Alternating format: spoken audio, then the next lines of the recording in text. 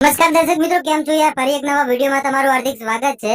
તો મિત્રો, અત્યારે સૌથી પહેલા વાત કરવામાં આવે તો બનાસકાંઠાની. તો બનાસકાંઠામાં તમને ખબર જ છે ભાઈઓ કે બે બહેનો છે, બે બહેનો વચ્ચેની ટક્કર હતી. બધા લોકોની નજર બનાસકાંઠા ઉપર પણ હતી.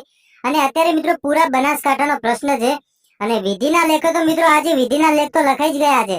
અને બનાસકાંઠા લોકસભાની આપણે કેટલીક મહત્વની બાબતો વિશે વાત કરવાના છીએ. અને જે કઈ પણ તમને માહિતી આપું છું ભાઈઓ, એ સોશિયલ મીડિયા અને ઇન્ટરનેટ આધારિત છે.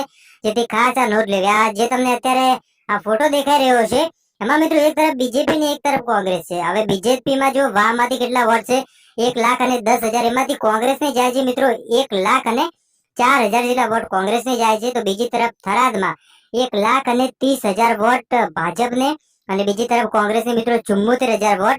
એ જ રીતે ધાનેરાની વાત કરવામાં આવે તો 1,10,000 વોટ ભાજપને, તો કોંગ્રેસની તરફ 75,000 વોટ જાય છે. ડીસાની વાત કરવામાં આવે તો 1,50,000 વોટ બીજેપી તરફ. તો આ તરફ કોંગ્રેસ તરફ 45,000 જ ખાલી જાય છે. પાલનપુરની વાત કરવામાં આવે તો 1,10,000 વોટ ભાજપ તરફ, તો બીજી તરફ છે 73,000 એ કોંગ્રેસ તરફ છે. દિયોદરની વાત કરવામાં આવે તો 80,000 જ ખાલી વોટ બીજેપી ને, તો બીજી તરફ કોંગ્રેસને 1,04,000. હવે દાંતાની વાત કરવામાં આવે તો દાંતામાં મિત્રો 95,000 જે વોટ છે બીજેપી ને, એની સાથે સાથે કોંગ્રેસ ને છે 1,00,000 વોટ. હવે મિત્રો આ જો તમે જે ફોટો જોઈ રહ્યા છો, મેં તમને જે કીધું છે, આ ઇન્ટરનેટ અને સોશિયલ મીડિયા આધારિત છે. એટલે આ સાચું પણ હોઈ શકે છે ને ખોટું પણ હોઈ શકે છે. એટલે આપણી ચેનલ આ વિડીયોની કોઈ પુષ્ટિ કરતી નથી.